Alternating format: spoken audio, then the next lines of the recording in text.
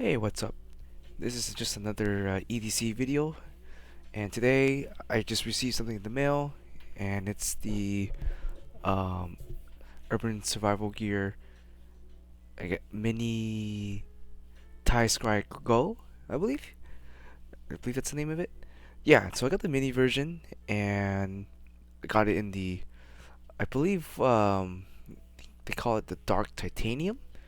So I'm not too sure how they do the darkening of the titanium. I assume it's some sort of tumbling or some sort of bead blasting or something like that. But I'm not really too familiar with my manufacturing processes and the way they do the finishes. But anyways, this was slated to come out October 30th, but there was a bit of a delay on it. So about a month later, I finally got the pen in, and I pre-ordered this.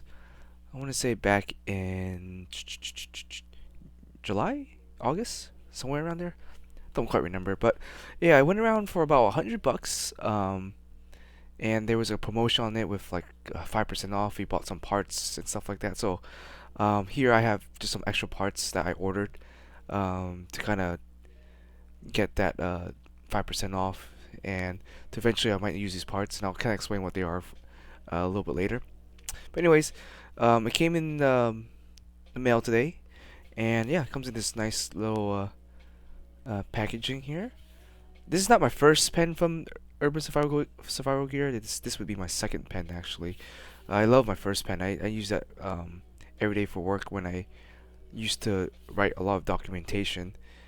Really nice pen. I absolutely love it. So, anyways, you slide it out, and yeah, there is the pen. Let's go ahead and take it out.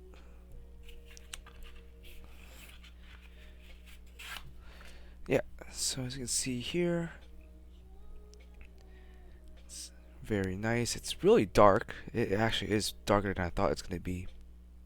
So I've had a titanium bead blasted, and I guess that's what I assume happened here, but it looks even darker than bead blasted. It doesn't feel like it's been bead blasted.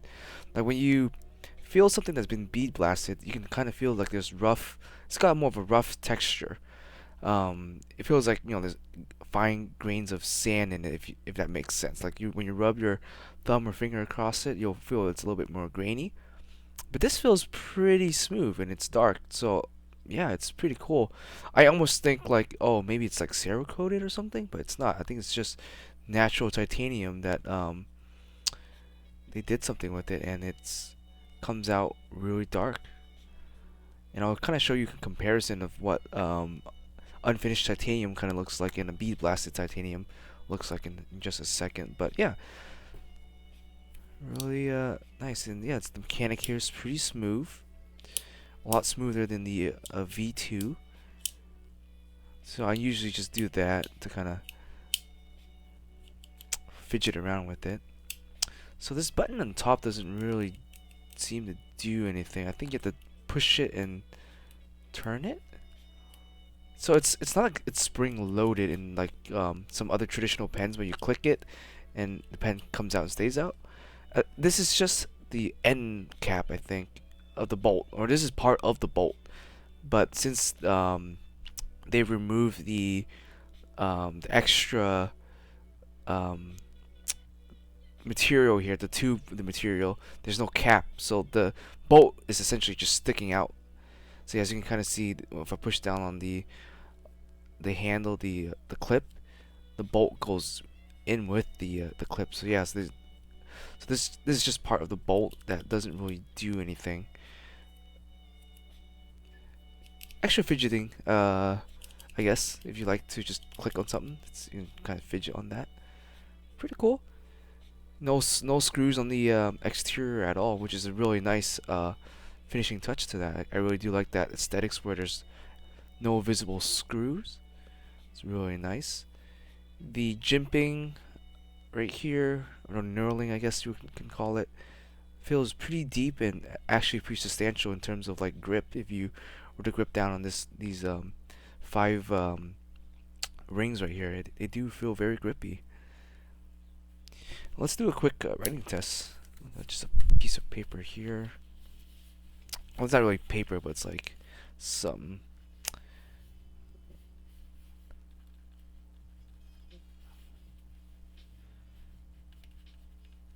Yeah, it's pretty nice.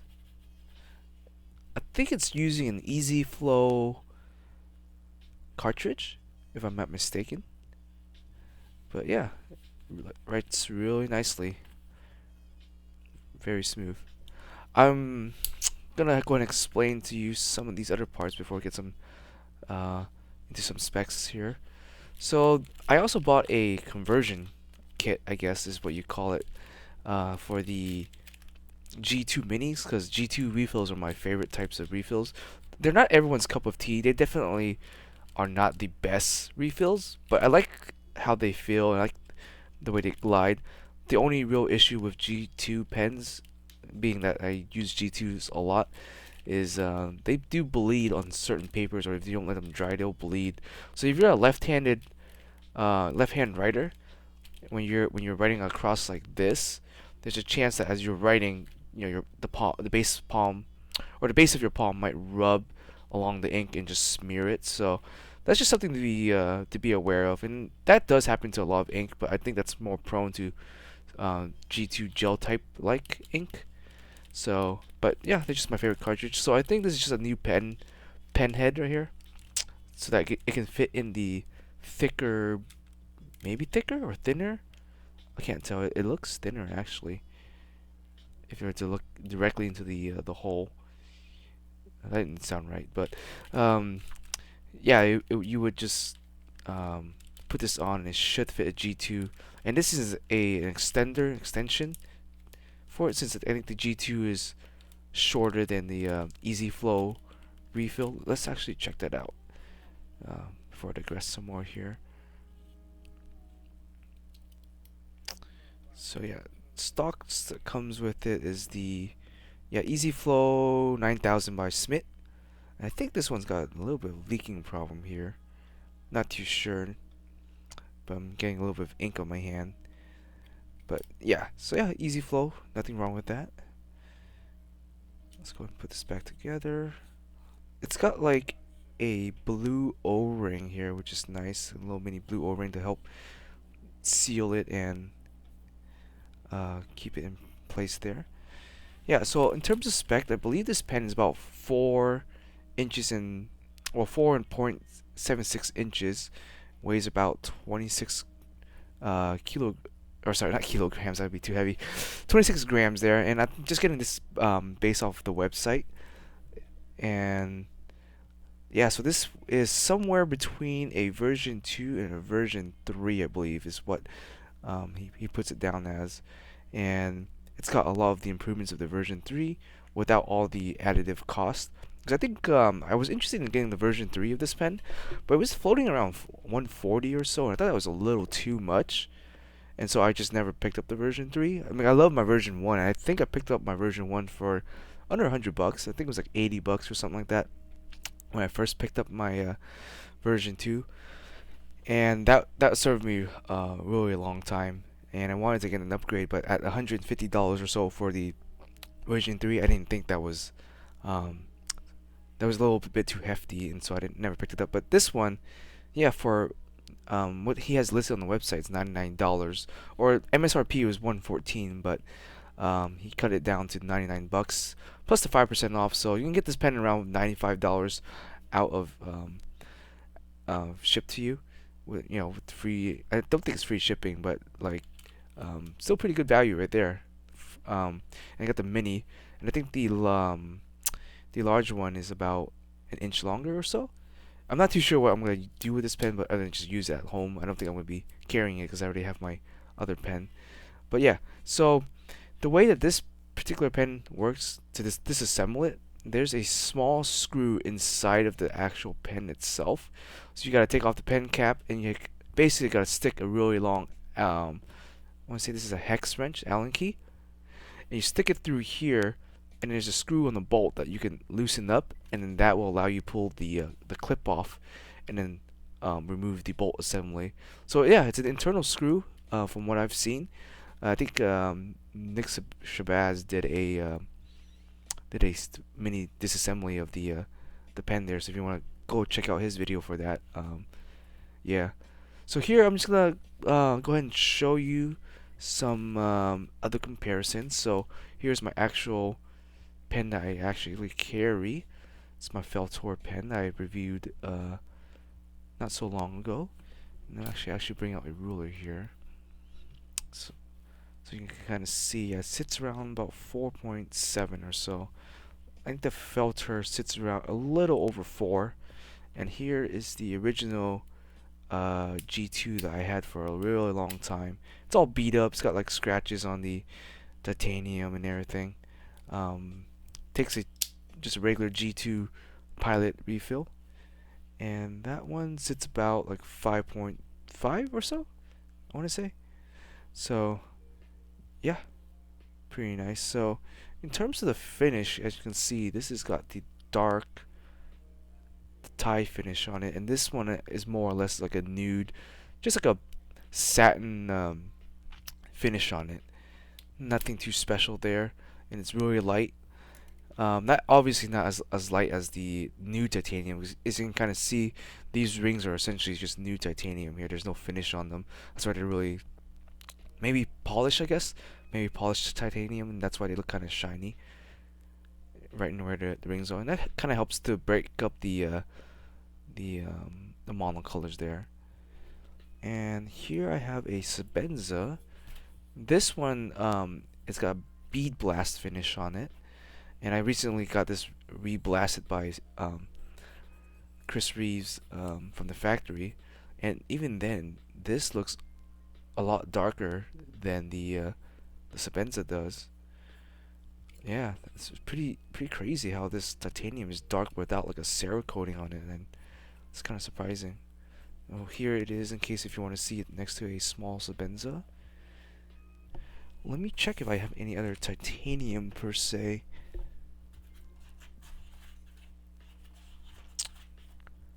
That I can compare it to. So here I have a Shirgorov, excuse my pronunciation there, and I think this is just another blast finish. No, not blast finish. That's satin finish. I guess it's kind of dark. I mean, I think it's gotten darker over time because of the oil on my hand, so not the greatest comparison, but that's looking, yeah, this is looking a lot darker too. And here is another Shiro, and that's looking, yeah, the pen just looks really dark. Like, I don't think I have any other titanium that's as dark as this without any sort of cera coating on it, and I think that's pretty cool. Looks refined. Part of me thinks I should have went with like a copper or bronze tip and bolt to kind of add a little bit of color to it, but honestly I think this looks kind of nice too in the kind of the monotone color here. Yeah, in terms of in the hand, it feels pretty nice. It's a little bit thicker than the original G2 for sure, or sorry, the original V2. Yeah, for sure it is a little bit thicker. It's not as quite as thick and heavy as my Falhortier. I can never pronounce his name, sorry about that. Yeah, in terms of thickness, you can kind of see here if it comes up on camera. Definitely not as thick, but definitely thicker with a 2Ks and rather than 3Ks here than the V2. So yeah, kind of just a quick little overview of it. Not really a review since I haven't actually used the pen yet, but yeah, just, it's a pen. Not much to say about it. It's like reviewing water. um, I think it's a very nice pen for the price, and if you could pick one up, I definitely would pick one up. I'm really liking how it feels, the improvements that were made into this pen, really nice. I think they made one huge improvement here. It's the spacing between I don't know if it will show up on camera, but the spacing between the actual clip and the pen body. So there's a bit of a gap there, which is nice, and this this clip actually feels a lot more sturdy than the V2. Because what happens is a lot of people would push on the clip to kind of rotate it, and what happens is it would drag the clip across the finish of the pen body and kind of leave like a J line. Like I'll show you with this pen right here. I don't know it will come up really well, but this one doesn't have that much of a gap, and so if you can kind of see, I don't know if it will appear on camera, where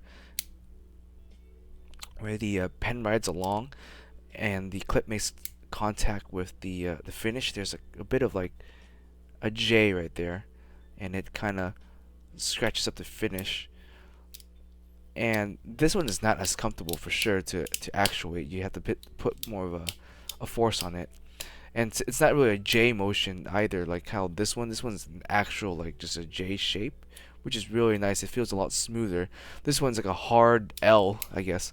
You push down, go to the left there, so more of like a hard L shape press. So you go down and you kind of flick it across. Where this one's it feels more like a single motion. That's really nice, and I like the chamfering that they did on the clip itself, so it doesn't really like bite into your thumb when you push down on it. Like this one, when I push down on my thumb, it does have a bit of a bite. It's not super like annoying or anything. Maybe if you're doing this like 100 times a day, you might feel it. But you just gonna click it on and you're gonna write and then click it, turn it off like that. Not too much of an issue there, but definitely I do like the improvements in the feel of this pen. I like the heft to it. It's definitely got more of a hefty weight than the original V2. Let me actually bring out a scale. If I have my scale somewhere here.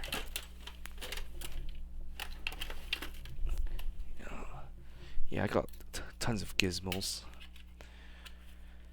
Okay, let's go ahead and move this to the side. I'll give you some bit of a weight measurement here.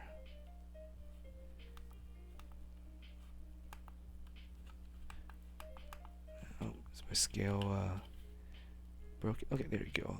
Let's do grams here. Let's just reset that.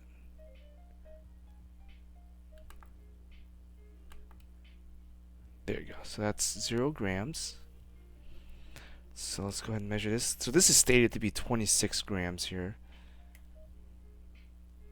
It's about 27 grams according to my scale. 27.3 grams. Okay. This is the original V2. It just feels lighter, but let's see. Yeah, it is a little bit lighter. It's 22.3 grams. And then, just for the sake of comparison here, here's the filter. And this one's 38.7 grams. This is not full titanium, though. It's shorter. It's interesting, because it is shorter. It's thicker. And there's got zirconium parts on it. And I'm not a true chemist, so I don't remember the molecular weight of zirconium versus titanium. But I think it's just the thickness of this pen that makes it a lot heavier than this one, even though this one's shorter. And I think this one's using totally forgot what a smaller refill too, to compare to the TiScribe-Go here.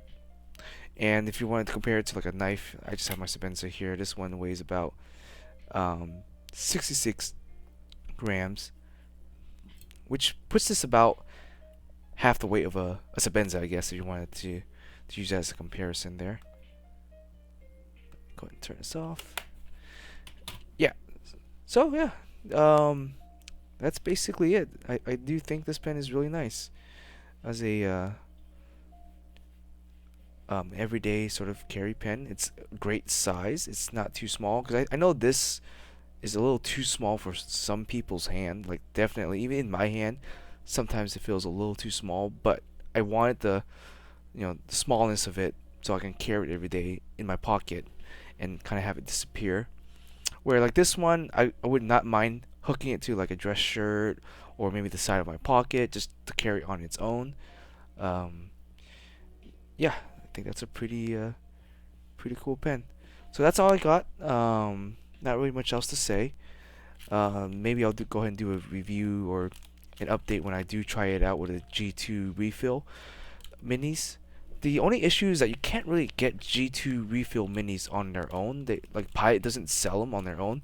So what you have to do is you have to go over to Amazon, buy a pack of like 10 mini G2 pens, like the plastic ones, and then just cannibalize them. So you gotta take out the cartridge, throw away the plastic pen, and then um, put it in there. So that's kind of a wasteful thing, honestly. Like I don't know why they don't just make a G2 refill on its own. Maybe it's just not popular enough, or maybe um, Pilot doesn't know that people like G2s and they want to use it in like small, everyday carry sort of pens. That might be why they haven't really made G2 minis. But yeah, I'll probably update that when that does happen. Outside of that, that's all I got for you today. See you guys next time.